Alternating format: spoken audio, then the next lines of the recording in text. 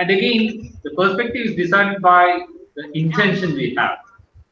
And in what follows, we will try to look at the larger picture and then restrict our uh, studies to technology management from an enterprise point of view. Because, as we said already, it's a fairly big area. And you can look at it from different points depending on your position and intention.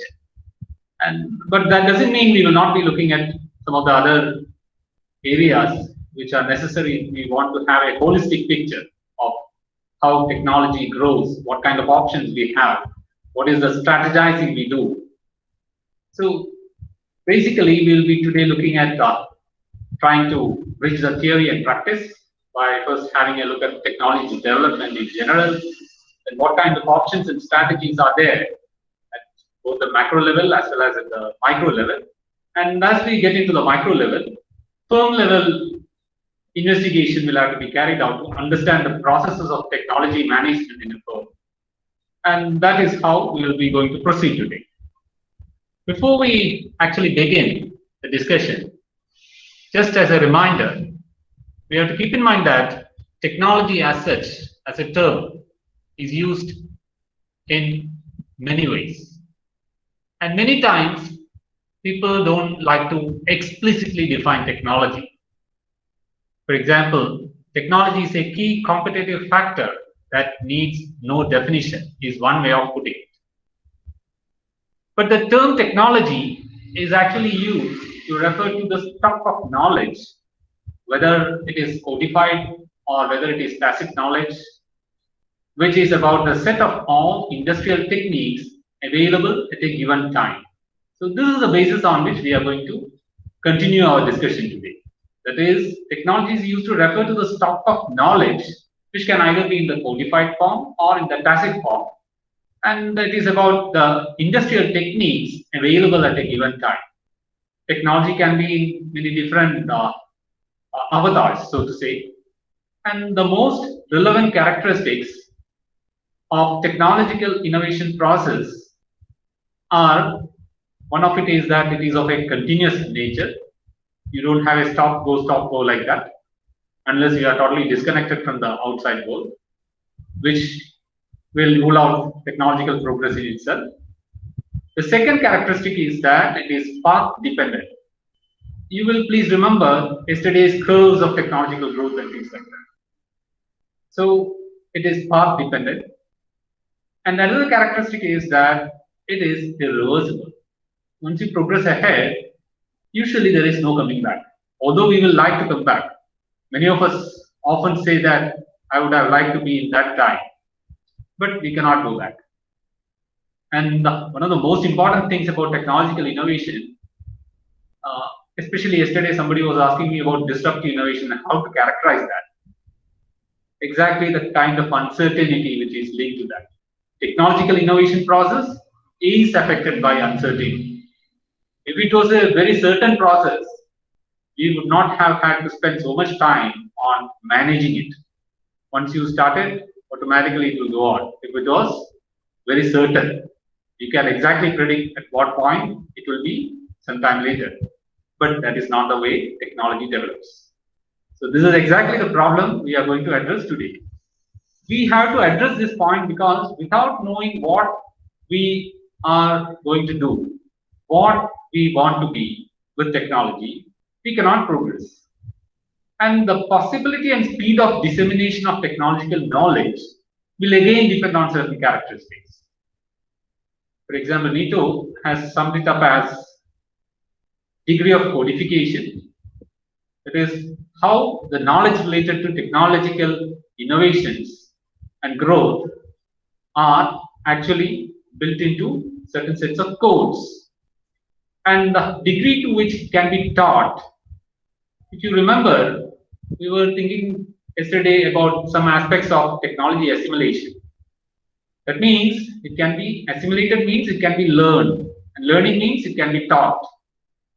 And the third thing is that the speed of dissemination of technological knowledge will definitely depend on the degree of complexity.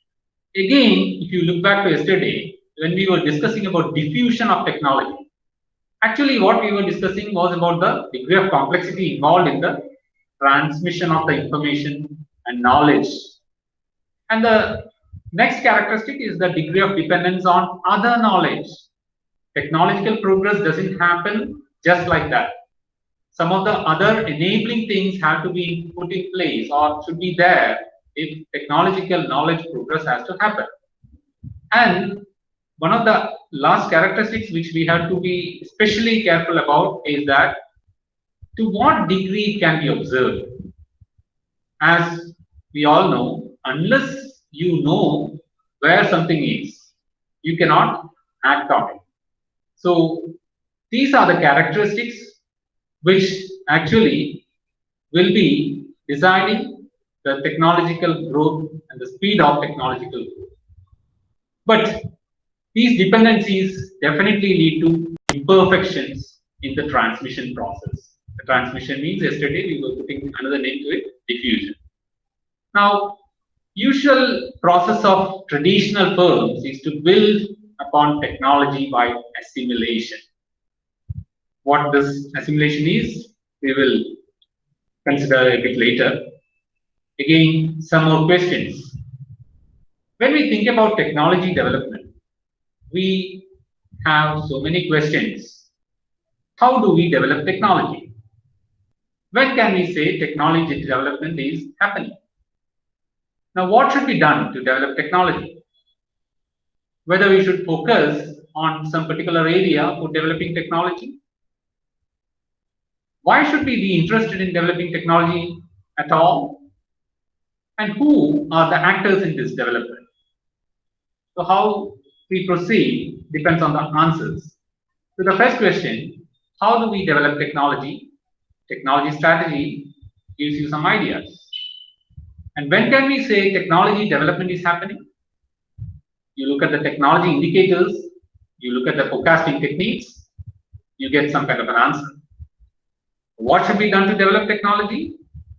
You have to go to technology planning. And where should we focus for developing technology? Technology policy gives you the idea. Why should we be interested in developing technology?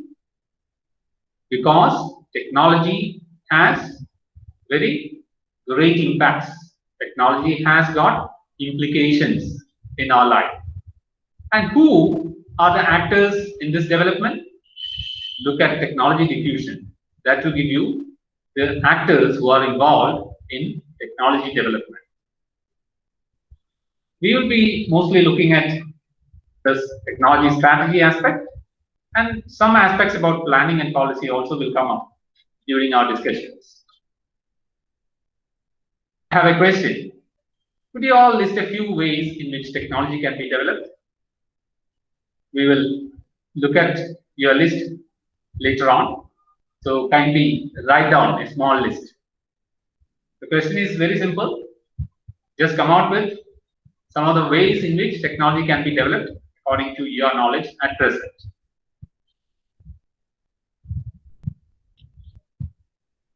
Now, if we look at the path of technology development, there are many ways in which technology can be developed. One is to think about serendipitous development. That is, it just happens like that, somewhat magical in a sense. You might have heard of serendipitous discoveries. Excuse me. But serendipity as a basis for planned development cannot be depended upon. Somebody, just like that eureka moment of Archimedes, you have to wait for somebody to come up with some kind of technology changes, innovations, then take it up, then wait for the next eureka moment, like that. But it cannot be the way we practice it in the real world. So the contribution from serendipitous development of technology will usually be very low. Another way to develop technology is to go for basic research. Now, what is basic research? You just study the basic sciences, you try to understand more and more, and automatically, as your knowledge improves, and automatically, when empirical studies are conducted, when you do experiments, you come up with new techniques which can be innovated upon to generate technology. But again, there are certain limitations. We will take up the limitations a bit later. Another way is to look at technology transfers. Now, technology transfers means already some technological development has happened. You are trying to diffuse it into a wider area. And why you should look at this transfer? Because when you make some technology available for a wider group, some more innovation is definitely going to happen. So technology transfer can also be a part of technology development. Another way to develop technology is to come up with spin-offs. Those who have read about our past president's autobiography would have read about the activities of DRDO in spin-offs. DRDO actually is fully involved in developing technologies for the defense. But many spin-offs have come out from their research, which is actually focused on defense, which has found applications ranging from medical technology to electronics for the common man. So that is the kind of spin-off I'm speaking about. For example, when you look at rockets, they need high temperature resistant shielding for rockets. So DRDO was working on those material. That kind of material research led them to some of the technically important products which we are using now technology for heat shield, which is totally different area, which was spun off.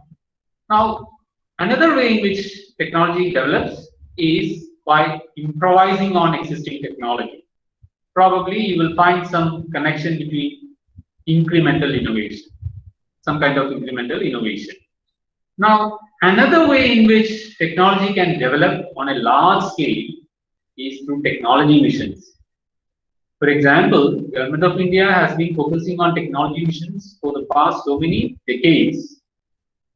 We were focusing on one area, then we moved to another area like that. Such technology missions help develop the technology in particular areas. Only thing is, it is usually on a very macro scale, not at the micro scale. These are some of the commonly found parts of technology development. And if you look at it closely, technology development happens because you have inventions coming from research, coming from academics. You move on to R&D and IPR in particular areas means you are actually innovating. And when you innovate, you are actually coming out with possible technologies which can be transferred, which can be adapted, which can be adopted. So you have the invention, innovation, technology cycle coming into picture. And you have certain actors already coming into picture. For example, the R&D people, academics, the intellectual property rights people, those consulting agencies involved in transferring technologies, those facilitating agencies involved in adopting and adapting technology, the firms themselves.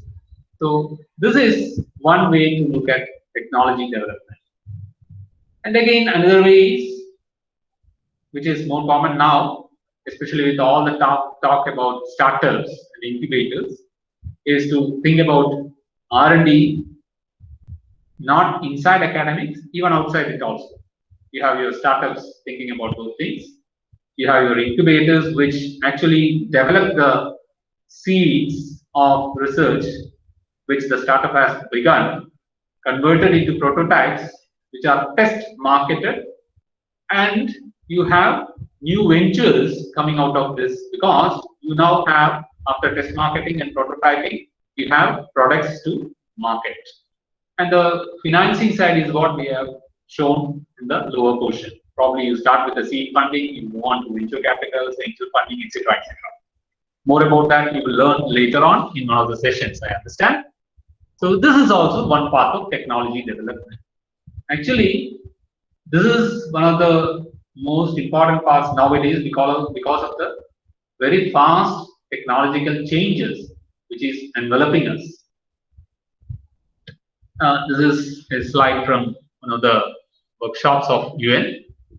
Just look at it. At multilateral level, there have been many mechanisms of transferring technologies. This is primarily focusing on sustainable technologies. After the Rio summit, there have been a lot of multilateral technology transfer happening. Then you have the UNFCCC technology mechanism, the Rio +20 technology facilitation mechanism, etc., etc. This is at the global level. Now, what are the characteristics of innovation in developing countries? Because we are in a growing economy, we should be aware of how innovation is actually happening in such countries. If you look at the size and structure of markets and firms, what do we find? Typically, take the case of India. Usually, you have a lot of SMEs in the picture. You have a few large firms, but they usually operate at suboptimal production scales because of certain constraints. Usually, the unit costs are high. Please note the word usually, because we have exemplary firms working in India which are actually setting the benchmarks at global level, but they are not the norm. And usually we find that in developing countries, large firms have lesser efficiencies of production. And what about competitiveness? Developing countries focus on cheap labor. They actually look for exploitation of whatever natural resource is available. The focus is not on efficiency, nor on very much differentiated products. So what happens? From the point of view of innovation, this leads to fewer research development projects and innovation projects. Also, you will find that instability is a characteristic. There is a wide difference in potential for innovation across sectors, and this actually limits long-term innovation activity. Another is the informality of it all. Many informal practices are dependent upon. You don't actually have systematic applications, and this is not actually favorable for innovation unless it is of the serendipitous kind. That is, it just happens like that. And what about the economic environment? You have prevalently state-owned or quasi-state enterprises, which leads to lack of competitiveness because many of the structures are such that they discourage innovation. Again, mind you, this is not for India alone. This is for the developing countries as a whole. Actually, in India, we are seeing a lot of change over the last decade in innovativeness. And again, you will find that in most of the developing countries, there are some state-owned enterprises which are the technological leaders in their particular areas, just because there is nobody else. And what about the S&T policies? These S&T policies actually have more impact on innovation than the strategies of private enterprises present in the system. This has got some importance in our later investigations also. And you again find that innovations in agriculture sector will have very high economic impacts. So these are some of the characteristics of innovation in developing countries. Now, since we have brought in a lot of actors into the picture, you also have to think about the linkages between these if you want to understand how technology develops, what kinds of options you have, what is the strategy you should take up. The innovative activities of a firm show dependence on the variety and structure of its links to sources of information. Again, you should note that we are not trying to focus on the firm level innovative or innovation driving activities. Now, the innovating firm is connected to other actors in the innovation system through different linkages. The actors may be government laboratories, universities, there could be policy departments, regulators, competitors, suppliers, customers. If we look at the external linkages, open information sources provide openly available information that does not require the purchase of technology or intellectual property rights or even interaction with the source. And acquisition of knowledge and technology are purchases of external knowledge and capital goods. This is another way in which you can interact with the external linkage. That is, the first one was about openly available technology or technology information, which is not bounded by any conservative intellectual property rights. You need not even interact with the source. You can just like that start using technology. Second one is through acquiring technological knowledge and technology itself by purchase of external knowledge or capital goods. Now, you can also think about innovation cooperation, which is actually active cooperation with other firms or public research institutions for innovation activities, which may also include purchase of knowledge and technology. And this is adapted from Measuring Innovation by UNESCO. If you look at the transfer of knowledge and technology, what are the sources involved? If you look at an enterprise itself, suppose an enterprise has got different functional areas like R&D, production, marketing, distribution, etc., etc. For innovation to happen, you can also think about information flow from these independent units, independent functional units. And usually you will find that these are all open information sources as far as the enterprise is concerned. So this should be easily available for the enterprise. Then if you think about enterprises which have other group enterprises, large multinational organizations or Indian organizations which have a lot of operations, they usually have other enterprises with other groups. There again, you will have such open information sources. You will also be actually sourcing technology through purchase, and you may also actually think about cooperation partners. So now the canvas is getting broader. Now what about external market and commercial sources? If firms are looking at external market and commercial technology sources, you may get information in the open from the competitors itself. You may try to purchase technology knowledge from your competitors for a price. You can also think about cooperation partners. Then if you look at consultants who are available on the external market as commercial sources of technology, again you will find that can be brought.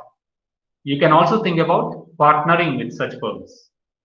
Then another possible area is commercial laboratories, where again, depending on the kind of technology involved, it may be openly available, it may have to be purchased, or you may actually develop cooperative ventures with those commercial laboratories.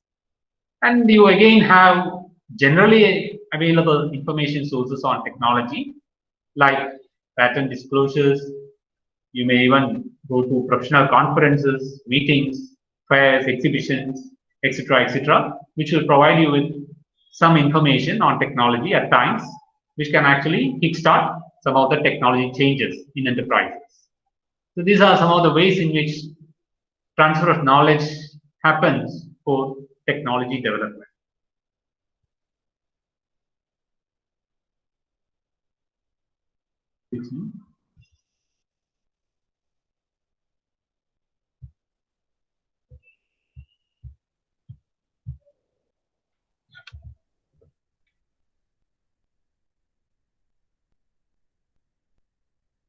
I hope you can see this picture. I could not remove my picture from this, sorry. Any idea what this is about? Anyone? What this picture is about? Helicopter. Yeah, it is just a helicopter. But yeah, it is actually. Thank you, sir.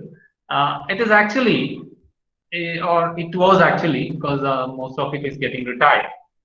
It is actually a seeking helicopter of the Indian Navy, and this was taken from the Cochin Naval Base when I went there for training some of the people in electrical maintenance. So these were actually the workhorses of Indian Navy's reconnaissance and anti-submarine. As you know, this is a very important area for naval warfare. And if you look at when they were inducted, these were inducted in the 1970s. Just imagine. Some of you may not have been born at that time. So one more thing is, till a couple of years back, these were still the workhorses of our naval arm, doing reconnaissance missions and being used for anti-submarine warfare activities. Almost a life of 45 years. For a technology platform being used in defense, 45 years of active life is something unheard of, actually. How could that have been made possible? As you know, technology changes fast, and in defense, it changes faster.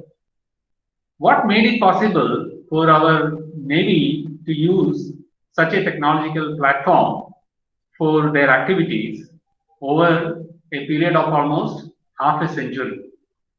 That is the real question. So this is what actually helped them to get it on a longer lifespan. You might have heard of reverse engineering. When I went there to train these people, they were very excited in showing me all this. I was also really flabbergasted because you could not believe that some technology which was 40 years old could still be made to efficiently do that duty. So I asked them what they were doing. Actually, the base repair yard went in for total retrofits on a regular basis. And not just a retrofit, they also worked on the technology which was going into it.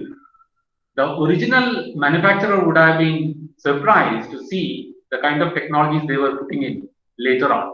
Right from the wiring harness, that is the simple wires which connect. You have lots and lots of wires and electronics going into all these things. Because being a reconnaissance helicopter, you have to fit in radars and things like that. Where Indian technology had advanced very much in the past years. And so these technicians were putting in all this technology in their own ways into the original platform after reworking on the basic technology. So if the original Sikorsky designers were going to see this seeking at Cochin, they would have been surprised to see the kind of technology being put in there. And one more thing is, technological substitution is exactly one way in which diffusion of technology happens and technological growth occurs. Another thing is that it also results in building up of skills. Once the first retrofit, that was around 20-25 years back when they carried it out, slowly the original spares were getting exhausted and they had to think out of the box really and come up with new and new modifications, and which were not at all compromising on the original performance but were extending it. And what they did was they looked at the technology being made available at the time. They scouted for technological substitutions. They looked at equivalent products which had same kind of performance. Being military means you have to have certain very high performance standards. They asked around in their DRDO circles. They developed slowly the capability to re-engineer or reverse engineer the whole thing. And you had actually technology diffusion happening in a very focused way. One thing which is a necessary requirement for certain such technological change or substitution to happen is that the skill sets of personnel should be of a high caliber. And another similarly important thing is that there should be organizational clarity on moving ahead with such reverse engineering projects. Not all organizations will permit such reverse engineering. Probably you will always try to block it, saying that the original was performing better. Because as technology develops, if you remember our S curves, there is a chance that initially there may be certain glitches. But you overcome that and try to take it forward. Then you have actually moved to the crest. So this is exactly how they were maintaining this fleet over almost a half a century. So that is again one way of looking at technological innovation. And another example I would like to quote, some of you would have heard of our Indian Regional Navigational Satellite System, which also goes by the name of NAVIC, IRNSS. Actually, how it developed is again a case of technology extension, because India, for many of its users, including defense, was dependent on the global positioning satellite system owned by Americans. So, as you know, in defense, this is a big problem. What we did was to harness the capabilities of ISRO, one of the best known technological institutions India has even right now. And they came up with their own ideas, but not alone. You have actually brought in a highly developed technology, that is satellite technology, with an application, that is locational data, and which is considered to be strategically important. So they teamed up, different areas were looked into, and we had our own regional navigational satellite system, which is being used by our different agencies now. Again, if we go further down, we will have to look at enterprise needs and technology options. Now, the process of clarifying the key technologies on which an organization depends is called a technology audit. Now, when you want to think about options and technology strategy, one thing you should definitely have in mind is where you are right now, especially if you are thinking about it at the micro level. Now, that is contributed to by doing a technology audit of the firm. Now, how does a firm decide on the technology development path it is to follow? Only if it understands where it is now. And another is you should come up with a firm level technology strategy. Before that, just have a look at this. This is about the technological progress over the years. Look at the graph closely. So, 1,000 years back, further back like that. So, starting with the first agricultural revolution, long back, 10,000 years back. You have pottery coming in around 6,000, 7,000 years back. You have the invention of the plow, like that, slowly. And again, on this side, you are plotting the world population. We were a very small number at those times. We then grew, and around 1,500 plus 1,700, we grew like anything. Now we are on almost a vertical path. What we engineers call a delta function is happening here, I think. But look at the technological changes which is happening. Although we are growing fast, technology is growing faster. You have a whole lot of technologies which is actually changing the way we look at the world. Yesterday also we were saying that new technologies diffuse faster. This is exactly a representation of that phase of change in technology. Now, we have been saying something about technology strategy.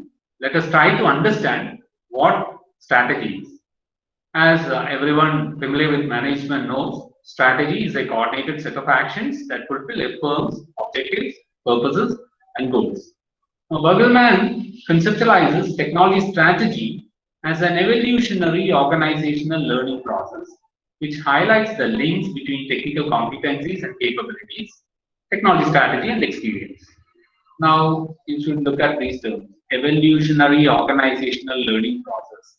Again, at the start itself, we were highlighting the knowledge component of technology, and the change in that codification is what drives technology strategy. Now, technology strategy can be realized through the enactment of several key tasks like internal and external technology sourcing, deploying technology in product and process development, using technology in technical support activities. Now, in turn, performing these activities provides a valuable experience that serves to augment and change the firm's technical competencies and capabilities. So, you have feedback effect coming into play.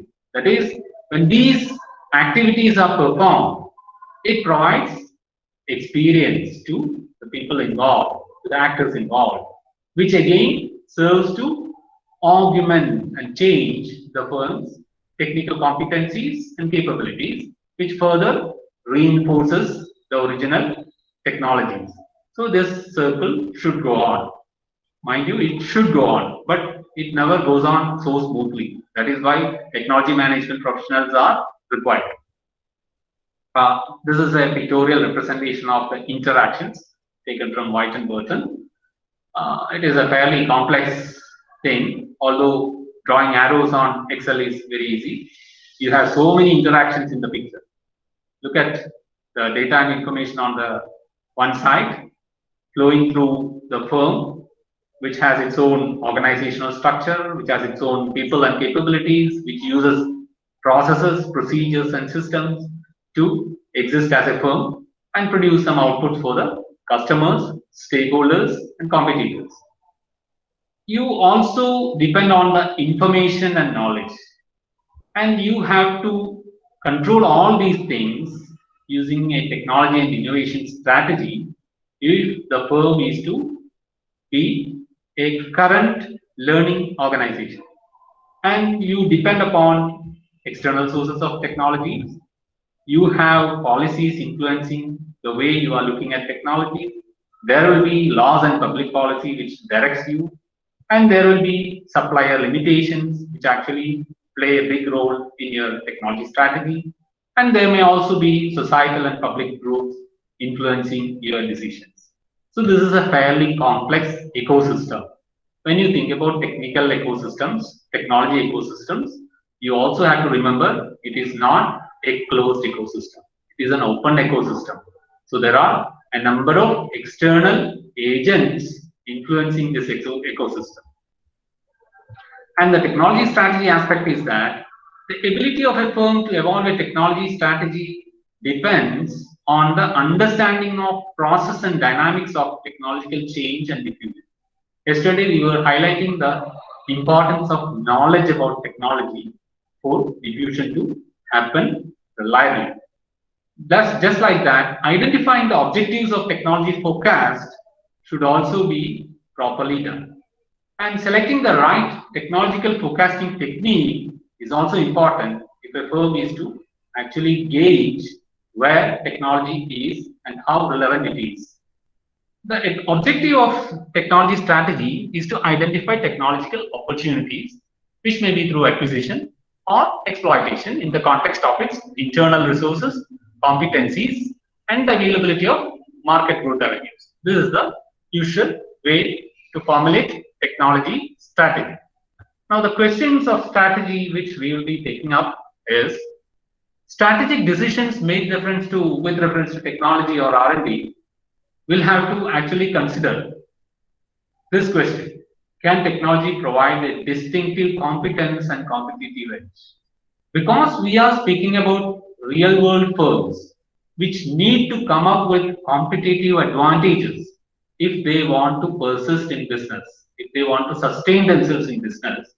Technology cannot just be acquired and assimilated just for the sake of technology.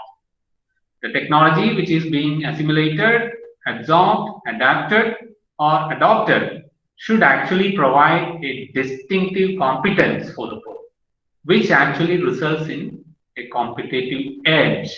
Only then firms can exist. And do technology and R&D decisions augment the firm's business strategy? This question should also be asked when you are formulating technology strategy for a firm. Now, the basic steps which has been highlighted and which is related to strategy formulation is you should have a strategy which is able to cope with technological uncertainty. Complexity and discontinuous nature of technological development should be taken into account when you think about technology strategy. And you also have to think about technology in a globalized context. It is not a purely local one. You also need to attain complementarities of such technologies. And you should think about the relationship between corporate strategic technology and public technology policies.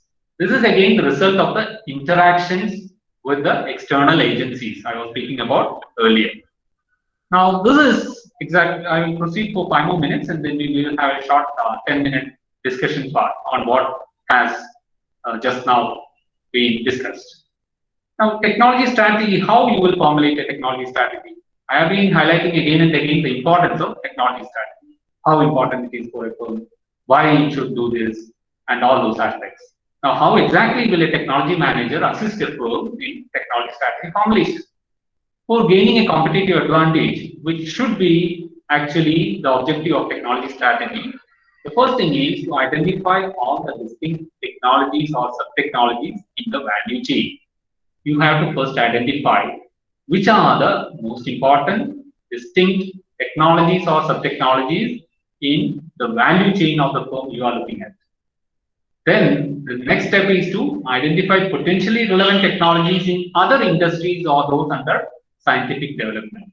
This is called technology scanning. You will be looking at it in a different session in detail, I think. So technology scanning should be made part and parcel of any firm if it wants to have technological growth. One of the options to be considered is this. Identify potentially relevant technologies in other industries. Mind you, it is not just about your own industry, it may be in other industries. Or even technologies that are currently under development. Yesterday there was a question about disruptive technologies. This is how disruptive technologies get recognized and get applied. When certain firms see some technologies in probably totally unrelated areas and think of new applications in their area, you have potential disruptions coming in. Then determine the likely path of change of key technologies. For this, you have to use technology forecasting. So this is all a connected thing. You cannot have just a strategy like that. Probably you would think about having a vision, mission, and things like that alone. No. In technology strategy, you also have to look at all these things. Just like your operations strategy, where again, you think about forecasting. Now, the next step is to determine which technologies and potential technological changes are most significant for competitive advantage and industry structure. You have to rate them. Again, you will have to depend upon certain indicators. It's not enough. You also have to assess a firm's relative capabilities in important technologies and the cost of making improvements. There, actually, you'll be thinking about technology assessment, a big area in technological development. Now, when you have already assessed technologies, you can select a technology strategy encompassing all important technologies that reinforces the firm's overall competitive strategy. And you reinforce business unit technology strategy at the corporate level. That is, technology strategy is not a standalone strategy. You are actually having the corporate strategy where this should dovetail fit to the corporate strategy. So these are some of the steps you should think about when you go ahead formulating the technology strategy for enterprises.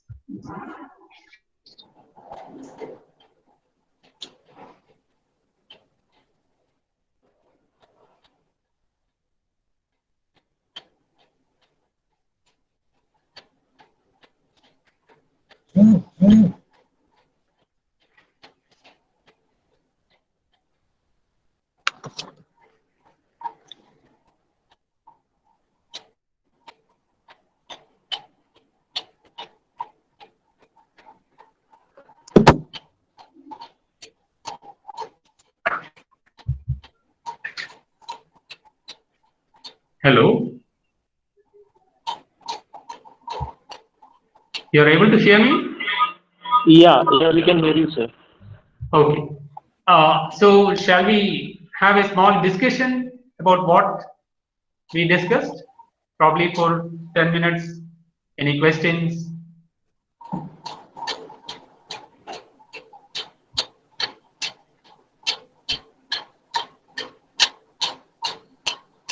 Or shall we continue with the class?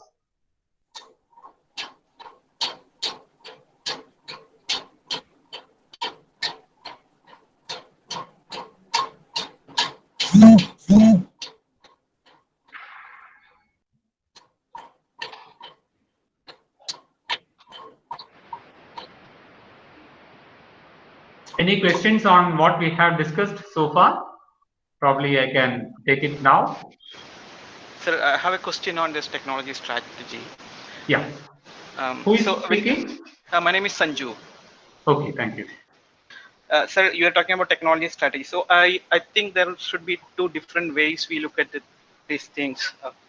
Yeah. In the sense like for your own use of technology as an organization, and the other Yes. part is like for your own products as a technology, like how you use your technology in your products that goes to the market, right? Actually, you want to clarify whether even inside a firm you have to look at it in two different levels. That is the question? Yes, sir. Is there any difference, critical difference in considering the strategy for these two type of The question is there a difference? That is the question. correct, yeah. Oh, probably when I actually take up an example, it will be made more clear. But we will take up that question right now. The question is, suppose a firm has to think about the development of technology as an organization, and also technology as something which goes into its products. Actually, this is in a way synergistic, because as an organization, if you want to exist, your products or services has to sell. Only it happens because you have certain competitive advantages. And what kind of products or services you sell will be determined by the technology going into that. That is exactly decided by your technology strategy in association with other strategies you will be having, like your marketing strategy, your operation strategy, etc. And if you think about it at the organizational level, probably when you go into it at the operational level, you can think about having a divergence. But at the top level, strategy is about connecting all these things together. So at the topmost level, there should be no such divergence. But at the operational level, when you actually think about implementing, for example, I see some technology which I hope will be advisable for the firm to acquire. At the topmost level, I will be thinking about the organizational competitive advantage alone. I am not thinking about anything else. But when I want to implement it, how will I proceed? I will have to break it down for management of the particular aspect. So probably you will have to come up with a divergence at the lower levels. But at the topmost level, it should definitely be an integrated. That is what is required. Yes, sir. Thank you. Thank you.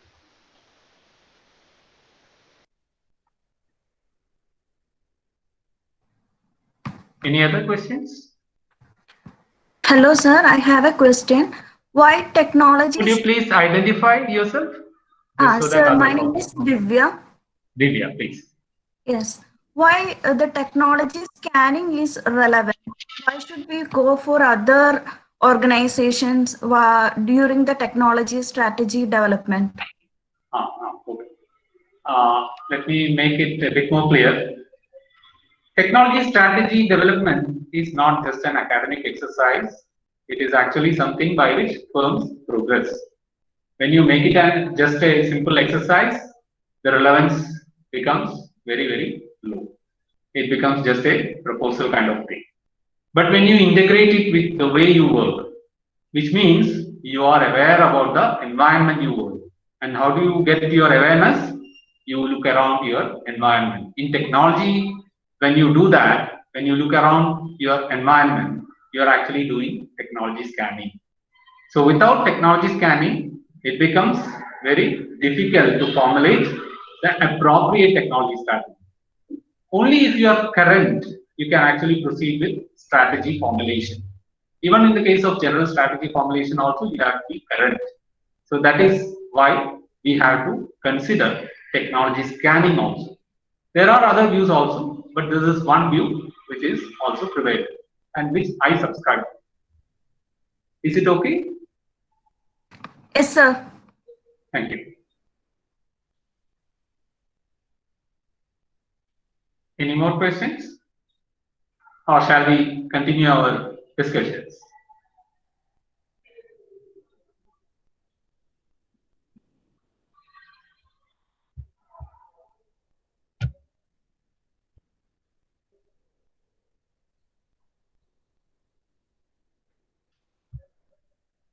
I think we will resume our class if nobody else has got anything to add to.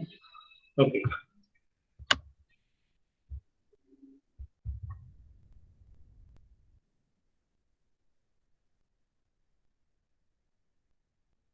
Now, when you look at technology development, another term which comes into picture is the technology use. You can actually use technology either in an offensive or in a defensive way. This is not to say that you are thinking about defense technologies or anything like that. This is somewhat related to the strategy we are thinking about. Now, a firm uses an offensive technology in a way that is not being used by competitors so that it gains a competitive advantage. That is the offensive use of technology. For example, you can think about the acceptability obtained by a firm using herbal formulations in toothpaste when all other firms were using chemical formulations. There are firms which depend on herbal formulations, which have actually captured large market shares because it was a kind of offensive use. Now, the underlying technology of toothpaste manufacturing first has to be mastered anyway, even if you are manufacturing it using herbal components. But if you look at how that industry has grown, after mastering this technology alone, they could actually get the market share. Earlier, they were selling it as powders, which people didn't prefer. So once they switched over to this new form, use that technology, they were using that technology in an offensive way to capture market. So that is the offensive use of technology here. Now, another way is you can think about defensive technology. It is a technology which others also employ. The firm making the purchase in this situation feels it must employ that particular technology to remain competitive. Can anyone now say what has happened to Google phone? That is probably one of the defensive uses of technology which Google has made, because they thought that if they had their own product in the mobile phones, probably they will be capturing more market. That was the underlying idea. But whether it has succeeded or not is a different matter. That means they were trying to use technology in a defensive way also. Usually Google is supposed to take offensive use of technology, but it is not always like that. Another example in which defensive use of technology can be thought about is by looking at this particular example of Johnson & Johnson. In 1999, Johnson & Johnson purchased another medical technology corporation, Closure Medical Corporation. The reason is they did that purchase was Closure Medical Corporation developed a new product in the area of bone closure. That is, you stitch bones when you do surgeries and things like that. For that, this CMC developed a new technology. As you know, J&J is one of the biggest leaders in medical technology worldwide. They have been leading this particular segment for the last so many decades. So what they found was, if this new technology was to capture market, J&J's market share would be reduced drastically. So what they did was, they bought out the firm which was coming up with this innovation, which J&J thought to be disruptive. J&J recognized this particular innovation as a disruptive one that could disrupt the whole industry. So what they did was, they actually bought out this particular corporation. They incorporated this new technology also in their actual production and came out with new products using this particular technology. So this is again another way of defensive use of technology. Another important thing when you want to strategize is to do technology monitoring, where the first step is information scanning. You screen the scanned information, then you evaluate the screened information and develop new ideas. Then you utilize the evaluated ideas for R&D planning, product formulations, product diversification, etc., etc. So this is one very simple way of doing technology monitoring and technology scanning. And for doing all these things at a very macro level, we have actually been using the help of an organization called TIFAC. Most of you will be familiar with the name, I hope. Technology Information Forecasting and Assessment Council. It has changed its name recently. We also have a technology development board now. Now, TIFAC was established way back in 1988 with these objectives. One was to undertake technology assessment and forecasting studies in selected areas of national economy. It was supposed to watch global trends and formulate preferred options for India as a whole, as a nation. And they were supposed to promote key technologies and provide information on technologies. Because Government of India considered technology development to be a very important area right from our pre-independence era onwards, this institution was developed into a primary institution for formulating such technology relevant information and disseminating this particular knowledge at a national level. Now, when you think about technology transfer, there can be different models. A very simple R&D model is you do research, you develop on it, you have the diffusion happening, then you have a lot of adopters. This is a simple R&D model. That is, somebody does research, there is some technology development, then you diffuse, you have a number of adopters, and the technology is getting transferred. That is a simple R&D model. Another model is the problem solver model, where you have a possible gap, you have a need. You first look at the need, you first identify the gap, you define the problem, you search for a solution, you search for alternatives, then you try to build a solution which is technically actually relevant, and you try to fill the gap. So this is the problem solver model of technology transfer. This is another way of looking at technology transfer. And we can also look at it in whether it is passive, semi-active, or active modes. Technology transfer can also be looked at from different aspects. In the passive mode, you have a technology base, you have a number of technology disciplines, which actually gets conveyed through technical information available as probably publications, reports, databases, or networks. And there is an innovator on the other side looking at these information, coming up with innovation. This is a passive mode because anybody can innovate. These are all available. But in the semi-active mode, this particular action is facilitated by a technology transfer agent. You have a technology transfer agent coming in between here. That is, the user innovator is actually facilitated by the technology transfer agent who has enough technical information about the technology base. Then this is considered to be a semi-active mode. And what about the active mode? In the active mode, you have not the user innovator alone. It is actually the user is the secondary innovator. The transfer agent is now the technology champion or the primary innovator itself, which is actually formulating the new technological use.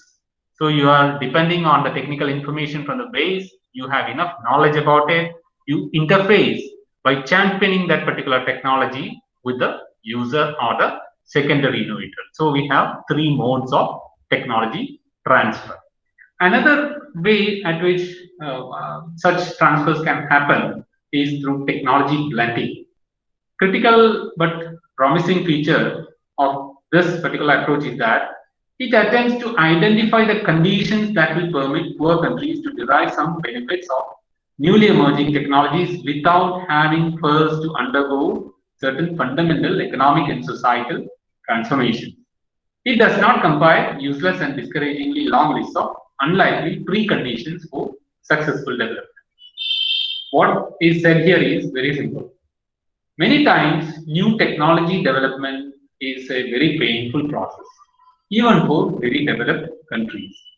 So, for those lesser developed nations, trying to track the whole progress through exactly the same route which has been used by technically advanced countries is not necessary.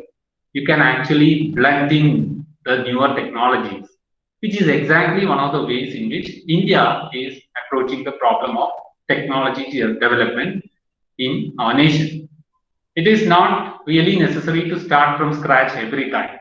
You can also blend in what is available and take the technology from there.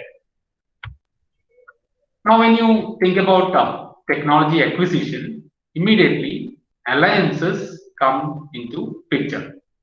And these are some of the ways in which alliances can actually influence technology acquisition. You can think about joint ventures. You can think about franchisee agreements. You have technology consortiums. You may have licensing agreements. You can use subcontracts. Even informal understandings may also exist. All these are very practically used in many situations. For example, JVs will usually be for a longer term. And the advantage is it specifies the contributions and obligations, and new entity for activities usually formed. It is not part of either of the parents, either or whoever is involved in the JV. The disadvantage is there can be strategic drifts because of the control issues, management control issues. There may also be culture clash possible within a new entity, which is neither here nor there. Actually, joint venture means a number of firms may join in together. Usually, we find that two firms join. When you think about consortiums, usually the terms may be actually determined by the real situation you have in hand. The advantage is that you have a lot of expertise. You are looking at standardized ways. The problem is that in consortiums, you have every possibility of knowledge leakages. Mind you, technology development is usually a costly process, and technology is also about knowledge, codified knowledge. And knowledge leakage means you are losing technology. And there are other ways of alliances like licensing agreements, subcontracts, informal understandings, etc. You can have a look at it, this particular slide later on when I send it across. Another change which has happened in the technology environment itself as a whole in the last 10 to 15 years is that the landscape of technology development itself is getting redefined. That is, what has been described till now has been more or less from the traditional point of view. Even that basis itself is getting eroded by the way technology is changing. Unfortunately, technology is not an isolated thing, which you look at it from afar. You also get involved in that. So, one way in which the landscape of technology development is changing is you are now thinking about smart specializations, which is explicitly experimental variation of the traditional vertical industrial policies at the regional level, which is based on systematizing and responding to the information generated by the policy. And another entity which is actually changing the technology landscape is the advent of platforms of economic discovery, or PEDs. In technology management, this is changing the way we are actually looking at the economic interactions. PEDs are based on the fundamentally economic rather than technological nature of innovation. Mind you, in the real world, economics counts. You cannot just think about technology alone for the sake of technology. And here, PEDs have a big role, especially in the changing landscape. This is from another UN commission. It shows how the different technological innovations and upgradations can happen. This is at a global level. For example, in countries as a whole, you will have a number of factors affecting the technological growth, and how it is strategized at the macro level is shown here. You have again, this particular strategizing is involving all the actors at that particular macro level. So that is why you have firms and entrepreneurs, you have the government, you have the civil society and consumers, etc., etc. And these players will have to look at all these things also. Actually, these players are also influencing these things, and these things influence the players also, because the environment is getting changed. Please go through this in detail when you get time. Another terminology which we should be aware of is appropriate technology and sustainable technology. Now, sometime back, especially 20 years back, appropriate technology was a byword for many things which were considered to be really appreciable in technology. Now, it is more about sustainable technology. So, appropriate technology could have been the normative thing defining the use of technology that was most suitable for a particular situation and environment. This suitability is evaluated usually on two dimensions, time and place. What is suitable at a particular place may not be suitable at another place. What is suitable at a particular time may not be suitable at another time. So appropriate technology blends these things together on these two dimensions of time and place and comes up with the more appropriate technology. Now, as we have moved on, it is actually sustainable technology which has subsumed this set of technologies called appropriate technology, because sustainable technology means technology which can continue on, which is actually developed on a holistic way, which considers all aspects. So that sustainable technology has really subsumed appropriate technology. And when you think about formalizing technology innovation, how do you do that?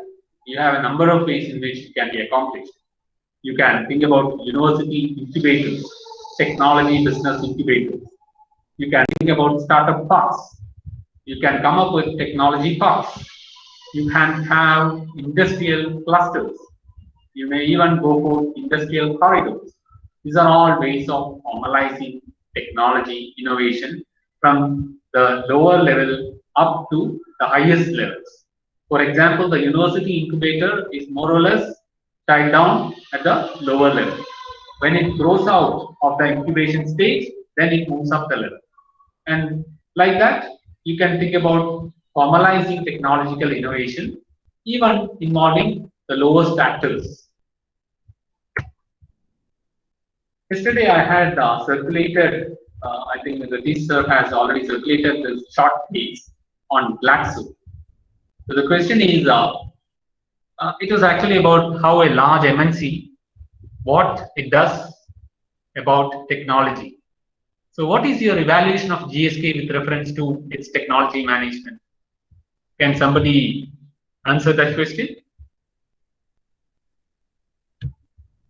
I hope at least some of you have gone through that particular short case. It's a very short case about GlaxoSmithKline.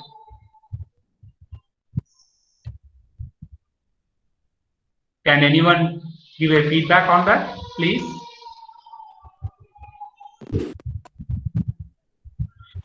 What's your question, sir? Yesterday you have gone through that GlaxoSmithKline case, small case was sent to you. You didn't see? No, I didn't see that. Oh, I see. Anybody who has gone through that? Some material was shared yesterday. Actually, two cases, small cases. Anybody has seen that material? Has gone through that? Yes, sir. We have gone through that. Yes, please.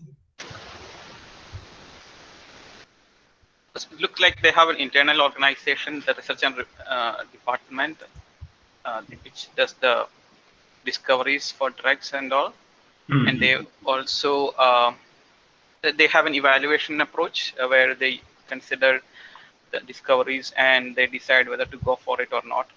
and based on their evaluation, they have discarded some of their discoveries, and in some Yes. cases they have proceeded with them. Yes.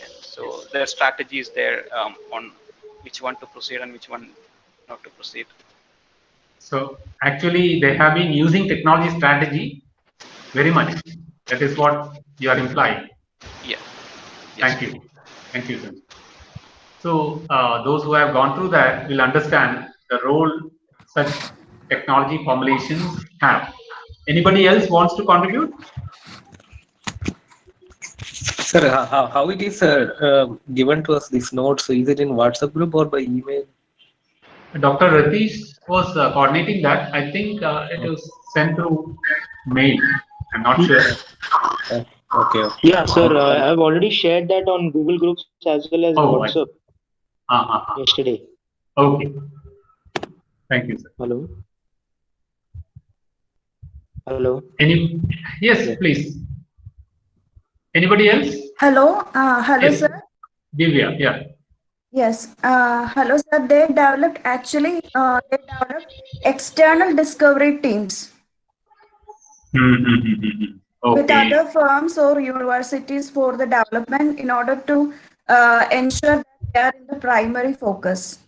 Okay. That is, they were very focused on their approach to technology. That is what you are highlighting.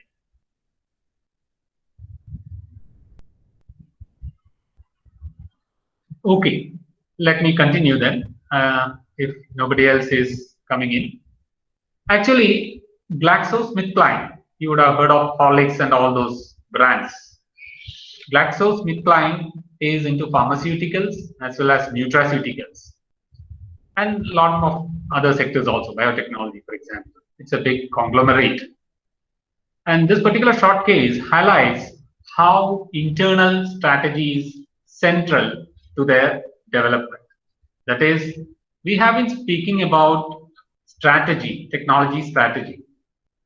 And we may actually think that all this is some esoteric stuff which these management people always say. That it is not so is borne out by such small cases. It's not actually a small case. As you know, Glaxo is one of the giants in global pharmaceutical industry, nutraceutical, sorry. So what they have been doing is their internal strategy, that is their internal technology strategy has been formulated to exactly match the way technology growth was happening around them. So that is very, very appropriate for their particular segment. That is, pharmaceuticals and nutraceuticals is a segment where there can be drastic changes. Unless you are very aware about what is happening, what kind of technology you are using, what kind of technology is being developed, what kind of technology can be developed. All these things will have to be always studied. You have to keep on being abreast of the changes.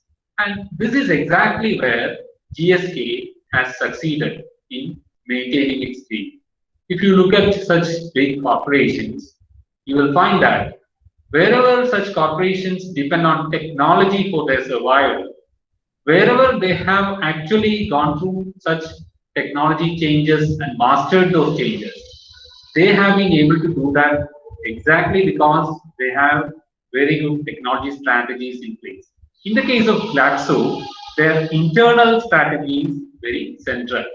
Although they are looking at external sources, the way the internalization of technology is done is the actual strategic success behind GlaxoSmithKline's success. That is what I wanted to highlight by giving you that short case. But when you look at the innovation for technology development in organizations, you should also see the larger picture. There have been so many firms. For example, we all know about Xerox. Do we remember Xerox now as a company? I don't think many will be looking at Xerox as a company now. Although we use that term for photostat, that's because Xerox was bent on focusing on that particular segment. The funny thing is, in the 1970s, Xerox held patents on many of the parts that eventually formed the prototype for the personal computer. Mind you, in 1970s, nobody was there in the personal computer segment in a big way. Xerox already had a number of patents because they had their own Palo Alto research center where they were developing a lot of technologies from basic research to applied research. But did they act on it? That is the central question. They did not. And where are they now? They are nowhere in the picture. Now, when organizational changes result due to technology development, it is actually a two-way process. So you can encourage those organizational processes which lead to organizational learning and organizational development of technology through some of these techniques. One thing is adventuring. You encourage employees to try new ideas. You allow experimenting. You allow these experiments to fail also, that is making mistakes. A typical example, you would all know about 3M as a company. 3M is a innovation driven organization. They have so many innovations coming out of their labs every year, which is commercialized. That is the big thing.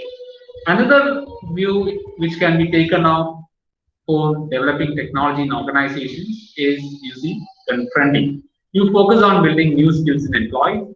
You encourage cross-functional team activities.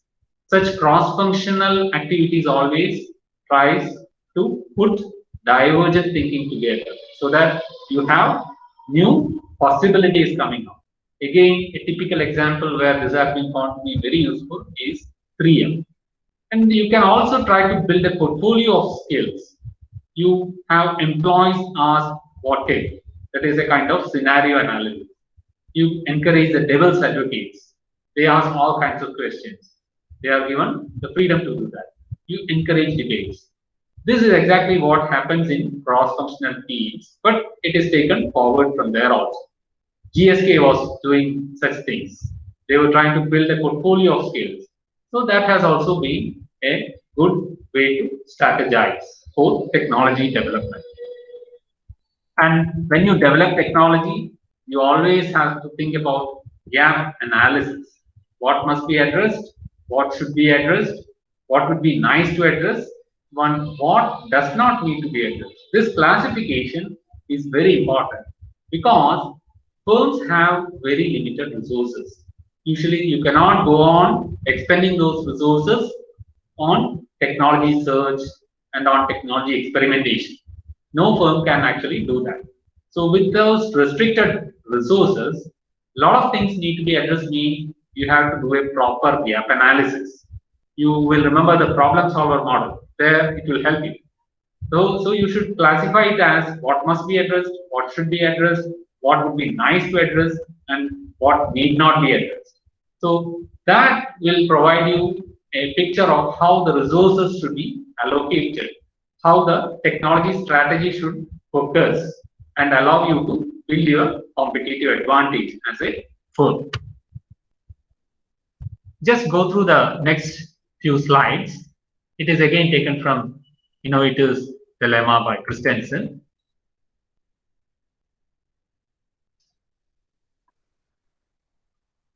Please read the first thing. Principles of disruptive innovation show that when good companies fail, it often has been because their managers either ignored these principles or chose to fight them. What these principles are, we will see.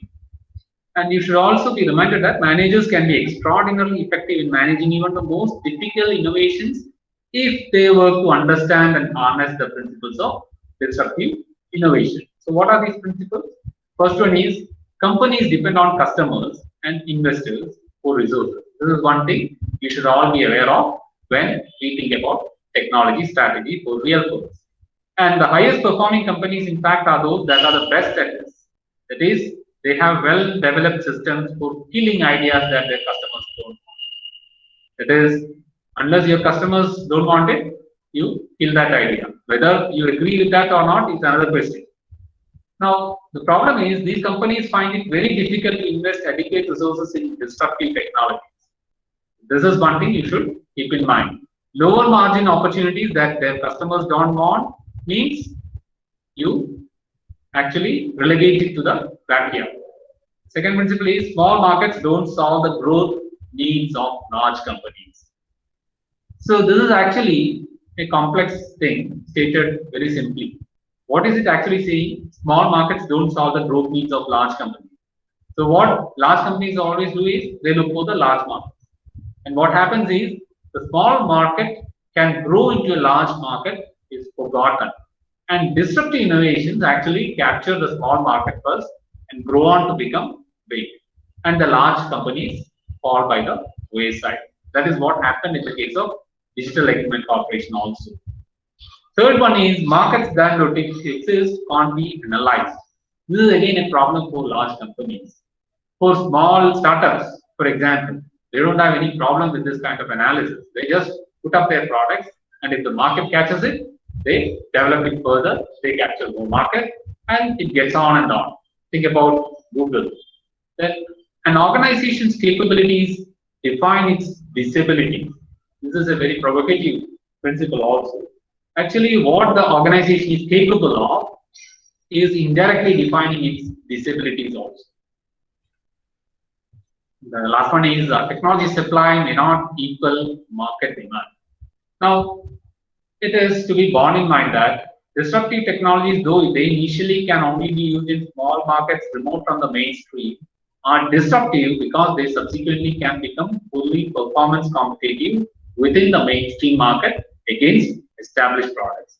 Yesterday, if you remember, we were trying to draw two S-curves for disruptive innovations and for the main innovations, technological growth happening. Then what happens is when you have the performance levels coming to the market requirements, the disruptive innovations come in and take up the market, and the old sustaining technologies are thrown out. So this is the principle which actually shows that that is the way it will happen. And Christensen also advises technology managers who face disruptive technologies to give responsibility for disruptive technologies to organizations whose customers need them, so that resources will flow to them. You have to set up separate organizations small enough to get excited by small gains. Many times, large organizations don't look for small gains, and in the long run, they lose out. And you should plan for failures. What happens again in large corporations is failure is not tolerated. And you should not count on breakthrough. Move ahead early and find the market for the current attributes of the technology. This is essential for technology to work. And another point to note is progression usually is from functionality to reliability to convenience to price. For example, you have two products. One is actually providing more functionality. Then another is providing the functionality at a lower cost. Definitely, the second product will take up the market faster. So these are some of the points you should keep in mind when you think about technological growth. And you would all be familiar with technology leadership followership. That is, some companies lead technology and some actually follow the technology leader. Now, the technology leader can be followed because such followership can support both low cost and differentiation strategies. But for leadership, such possibilities are not there. You are actually leading the pack. So you have to decide yourself. If you succeed, well and good. If you fail, you have a big problem in that. So whether to take technological leadership or followership is again very important in strategizing. It depends on a lot of things like the resources at hand, the firm size, etc. You can look at this later on. I have a small video coming up. The video is about the zinc manufacturing, where I spend most of my industry life. And why I am showing this is this particular industry is highly technology dependent, which you will see now. And I will actually speak along when the video is coming on, stop the video at times and come to some points which will be relevant in our study of technology.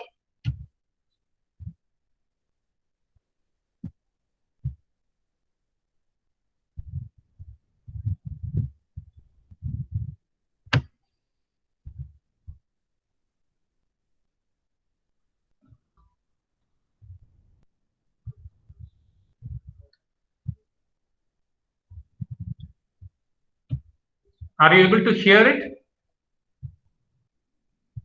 No, sir.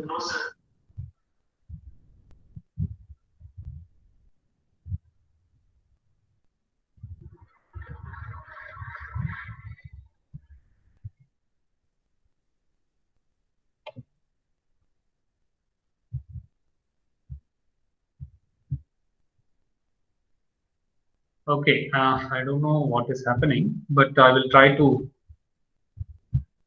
voice over it.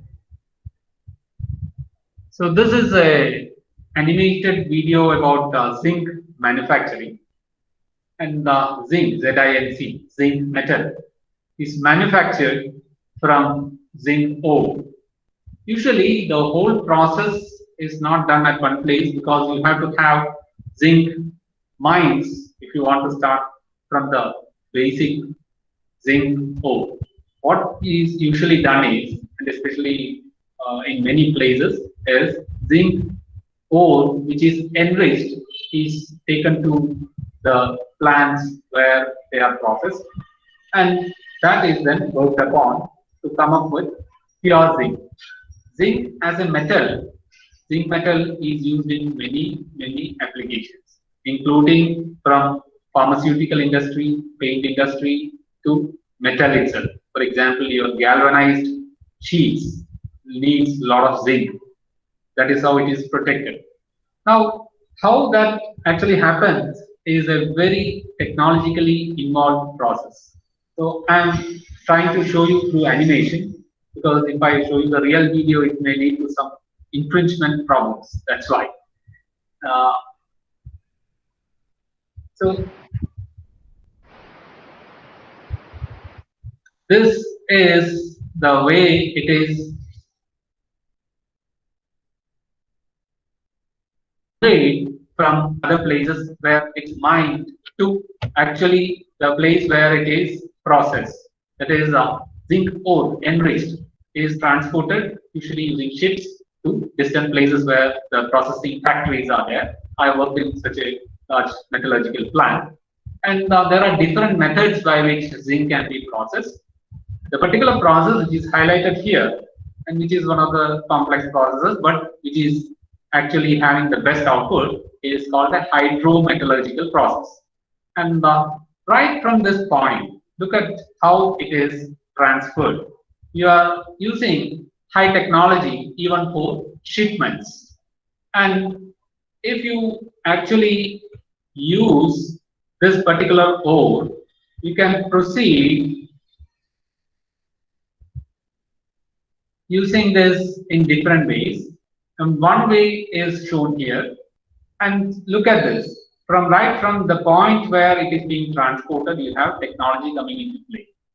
When I worked in that particular plant, as the plant grew, because once you increase the capacities, the material handling becomes a big problem.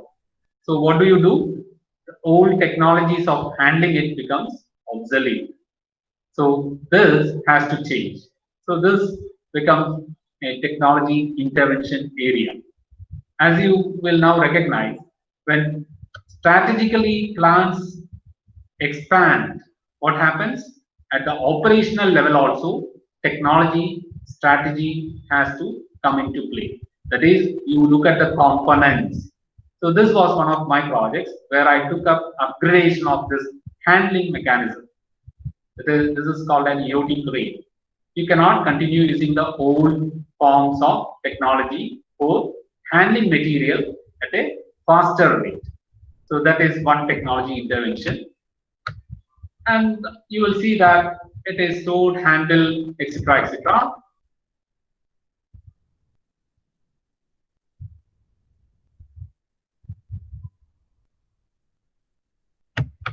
Again, another technology problem comes into picture here itself. For example, this is showing the ore directly coming in from distant places. Ore means it will have around 50 to 55% of say. But as industries grow, they are forced to look at areas where they can cut costs. And one way is to look at other sources, because as you all know, natural resources are limited. And because of policy pressures, we are all subjected to use of recycled material. For example, from some other processes, zinc is also coming as a subsidiary output, not in the pure form. So whether that can be used becomes a compulsion to cut costs. So now you have the cost perspective coming into play at the corporate strategy level. And that is now driving technology strategy, because if you want to use such impure material in your raw material handling section, you have to think about ways in adapting that new raw material handling here. So again, you have a possibility of operationalizing new technology because of the strategic changes the firm is taking in handling the inputs.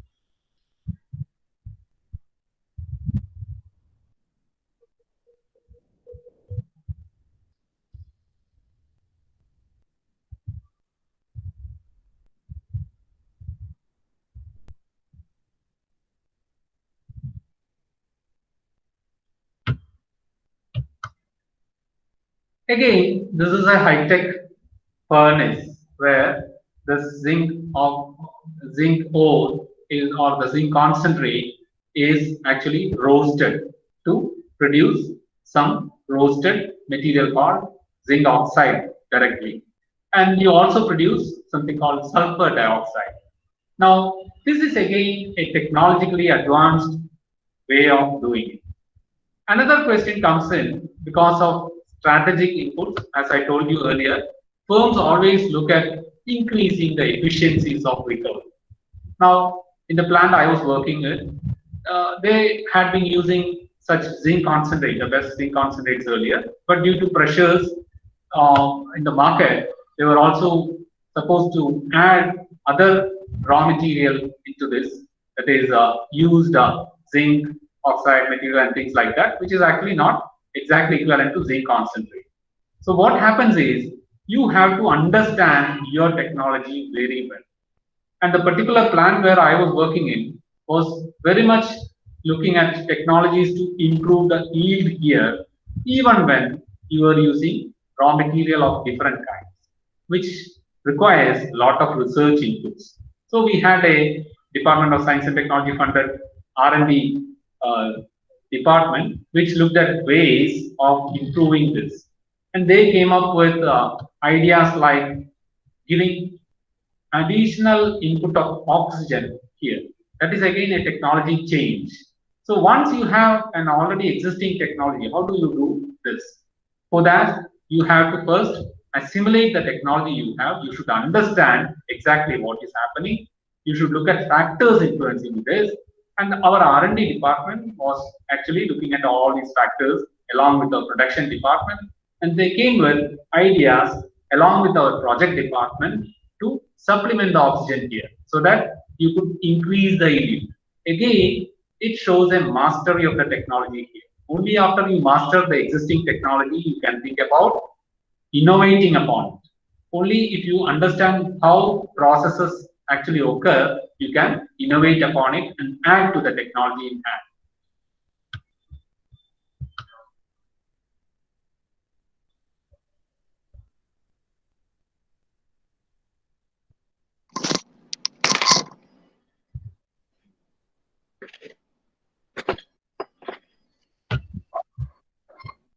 Now, another problem came into picture here because over the years, we all know the pollution control is getting more and more important. So this process is particularly very impacting upon the pollution level.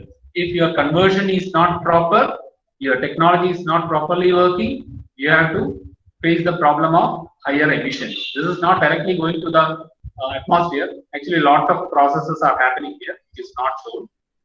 And acid plant itself is there. Why I am highlighting this part is when I was working with this particular firm, the way these emissions were controlled was by using something called electrostatic precipitators, ESP in short. Now, the electrostatic precipitator technology is a very esoteric one.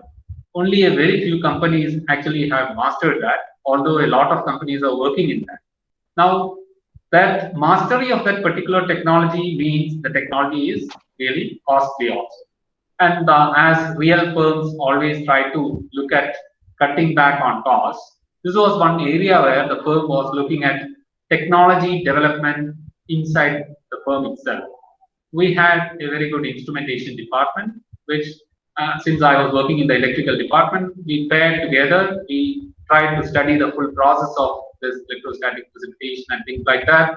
Along with the production department, we developed the control system for that at the first level.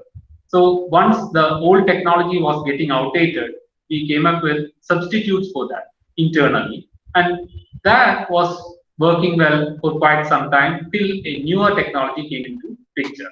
At that time, the firm could afford to change to that new technology. So you have technological improvements happening through incremental innovations by technological capabilities within the firm. This was because the strategy of the firm required the particular technology domination.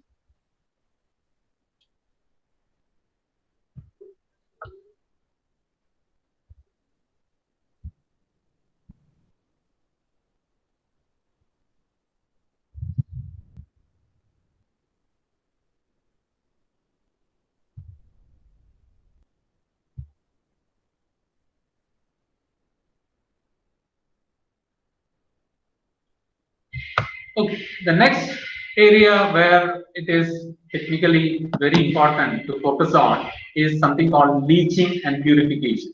Here, zinc sulfate is leached and purified. Now, this leaching and purification, as a chemical engineer will know, is very complex. And there are a lot of monitoring technologies used there. And as I said earlier, our instrumentation department, one particular person, was able to develop an indigenous system for monitoring the pH, that is the acidity levels of this particular process. Now, the funny thing is, once that was developed, a pH analyzer which used to cost around 10 lakh plus and which had to be replaced every, say, on a frequent basis of a few every year, was found to be, or it was found possible to replace all these imported pH analyzers with our own indigenous ones. And the best part was this particular technology, which was indigenously developed by our department, was sold to some external firms also. Some firms in Iran, for example, took this technology. So that is one way of assimilating technology and propagating it further by adding to it through your own skills. I was speaking about this earlier.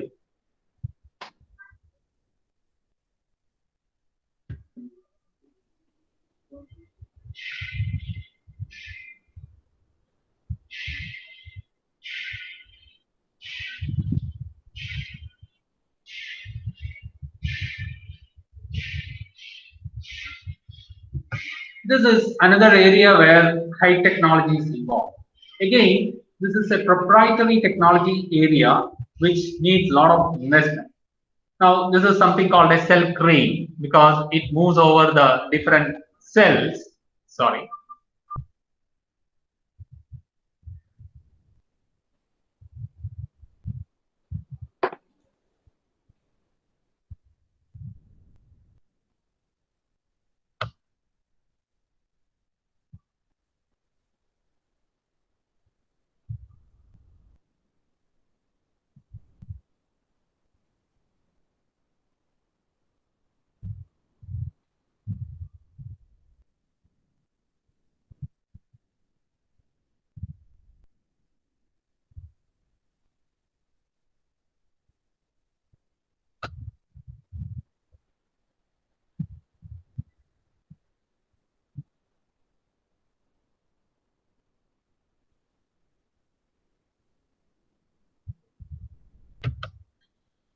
This is the way actually zinc is deposited on something called cathode, and that deposit is taken out using some robotic machinery. That is, it is called a stripper.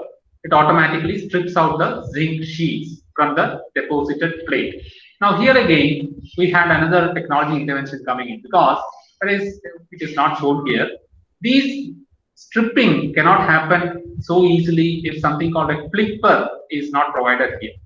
Now, in the actual process, that flipper was being bought from outside. That is, it was getting imported. And as you would now understand, they are required in their hundreds. So again, the firm strategy of cost cutting to improve the cost recoveries wanted what a technological intervention. The technology intervention was very simple: develop an import substitute for this particular flipper mechanism. Now that technology substitution, saying it is very easy, but it has to meet all the performance requirements.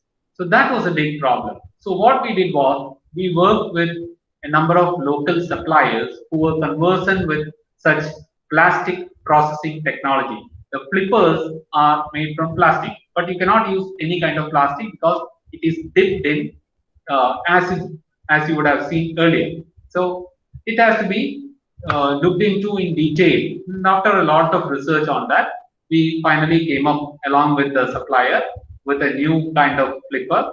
Again, that particular supplier was able to supply it for even other plants in India and abroad also. This is again technology development in action. That is actually technology strategy driving innovations. A lot more is there, but since time is restricted, I will get back to our presentation.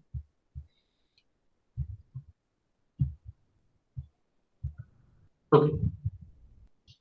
Now, when you think about technology, we should also think about technology platforms, and we should remember that product platforms is not a product, but actually it is a planning construct. And platform strategies must be integrated with competencies and markets. And platforms must be the business concept and not solely an engineering concept. When you try to develop technology strategy, you always think about product platforms. The thing to be highlighted here, you can look up this paper for details, is that a product platform is not just a product, but a planning construct. And platforms are not just engineering concepts, they are business concepts also. We will look at a few papers which have actually looked into technology growth. Another interesting area where technology growth has always concerned our national level policy planners is how good are we at technology growth. This particular paper compares two such technologically growing countries, India and China. It says that India and China have made sizable growth in publishing science and engineering in co-authorship with international institutions and patents granted in collaboration inventors during the period 97-2012. However, the growth is higher in case of China in comparison to India. Analysis shows that China has harnessed the fruit of its international cooperation in SNT to its advantage, as reflected by significant research papers authored with international institutions and patents granted with foreign inventors in comparison to India. What this highlights is, as I was saying in the case study I have just shown through the video, unless firms take initiatives to develop the technologies that they handle, that kind of technology growth is impossible to achieve. When we compare with China, we should also be aware how technology is developing there. Firms there are actually working on high technology areas themselves. They try to build technology substitutes. They try to implement that. They actually collaborate internationally to further develop it and go on developing that technology further and further. That is why the Chinese firms have mastered so much technology compared to even the best technically advanced powers in the West. I will skip some of this because already it is time. I think you can go through this later. I will leave 5 minutes for this. Definitely any questions are there, I will take those questions now. If anybody wants to contribute to the discussion also, they can add to this.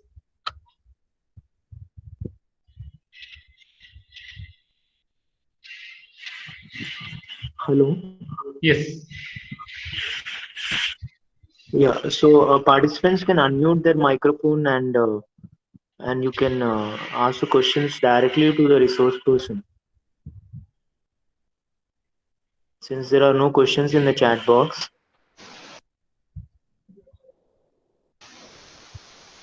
Sir, this is Sanju here again. Okay. It's not a question really, it's an observation when you are talking about the Xerox and patenting technology related areas. Yes. So my observation was something like how this patenting technology really helps. Has it got more cons than pros? For example, my observation was like, does it make the technology access restricted because the company owns the patent and they keep us protected so that an ecosystem around it cannot be developed as efficiently? Like another example is like an open source software, for example, which gives access to the code and technology access to the whole ecosystem where further technology is developed around it. The other observation was something like patenting a technology makes the organization to be in a more comfort zone, or since they have the protection of it, and that reduces the further R&D on that technology since there are not much competition around it. So this is where my observations. So if you have any opinion on these observations, it will be great. It's actually very valid observations, Mr. Sanju. Thank you. The first observation about the patents being restrictive. This is an open debate. But the problem is technology is costly to develop. The patent technology issue has been there for actually almost the whole 100 years of development of patenting technology, I think. Even from the early days of patenting, such problems were there. A typical case was Graham Bell's patenting case. It even went to the US Supreme Court. And the judgment is quoted in many of the IPR textbooks also, I think. Probably Dr. Ratish can also contribute on that. The issue of being restrictive in nature is because since you are expending a lot of effort, money, and resources on developing technology, specifically that has to be paid back. So how do you arrange for that kind of payback? That is why patents came into being, in a way, to recognize the efforts which have gone into the development of such technologies. But as you rightly pointed out, the openly available sources, for example, in software, it is most like that. So you have, again, unrestricted access, which is actually improving the way technology is being used. So again, that is the other side. On one side, you have some kind of restrictions, but which is necessary. But on the other side, you also have unrestricted access, which is driving technology. Exactly what is preferable, nobody can really point out for sure, I think. Anyway, it was a very good observation. Thank you, sir.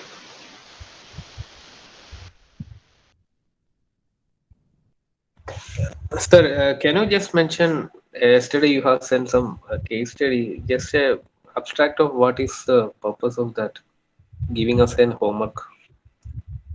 You went through that? No, I didn't receive the email. I don't know, maybe something else. I just wanted to highlight two areas. We were discussing today about strategy. So how firms actually link technology strategy to the operational strategy, to their corporate strategy. That was what I wanted to highlight. That small case about Glaxo was highlighting the way they were using their innovation ecosystem, internal innovation ecosystem, to supplement their growth strategy. And Glasgow, which company? GlaxoSmithKline, GSK. Oh, okay. Okay. Yeah. The Fine. other one was about Acer. probably some of you will be accessing this course through their Acer laptops. As you all know, Acer is not just limited to laptops. They have other brands. There, I wanted to highlight how alliances can actually further the reach of brands, further the reach of companies, and actually improve your markets.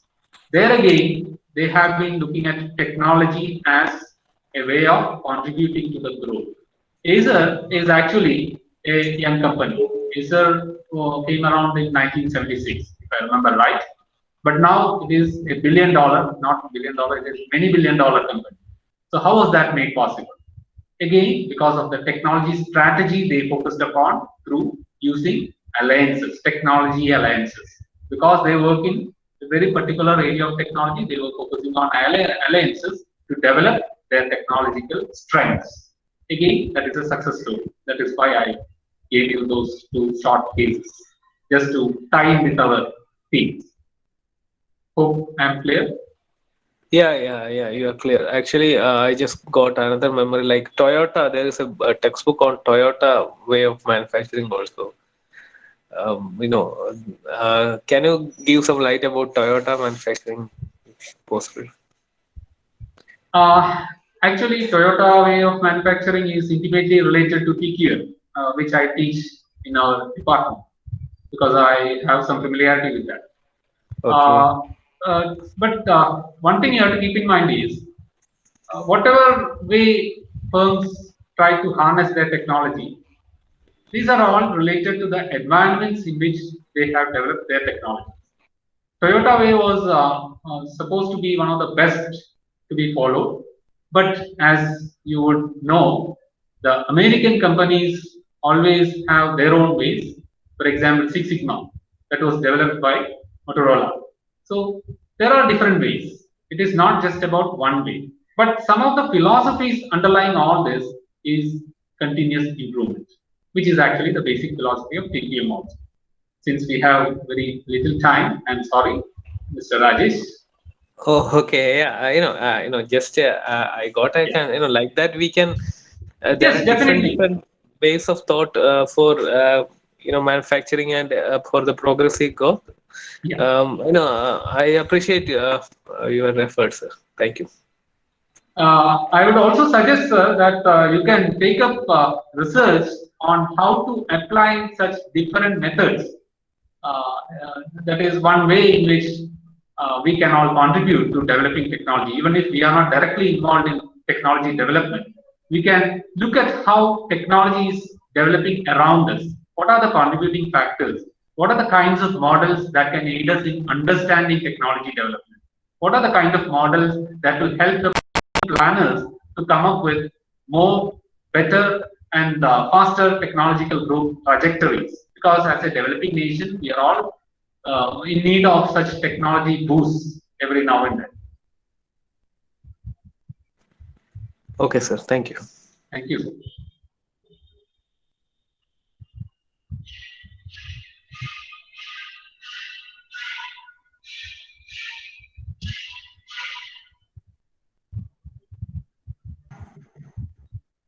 Radish sir, can we conclude?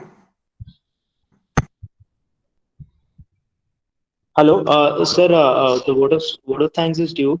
I'll request Lakshmi to kindly propose the vote of thanks. Good morning, everyone. Am I audible, sir? Yes, Hello. ma'am. Okay, great. Yes, sir, audible. Okay, Lakshmi, great. can you hear yeah, us? yeah, I can, sir. Can you hear me? Yes. Okay, Yes, great. you're Okay, audible. good morning, everyone. Vinod, sir, on behalf of IUC IPRS and all our participants, let me thank you for engaging us in today's interesting session on technology development and technology growth strategies. You have managed over 2 days to break down the many facets of technology diffusion, growth, and development in a holistic manner that is comprehensible to all of us. A big thank you again, sir, for your informative sessions. Thank you. Thank you all. Let me come out of my mask also. Thank you all. Thank you, sir. So we'll break for tea and we'll assemble at 11:20 since we are already past 5 minutes since 11. So request all of you to kindly rejoin by 11:20 for the next session. The next session is by Professor M. Bhati. Hello. Yeah, the next session is by Professor M. Basi, and the topic is technology and socio-economic planning.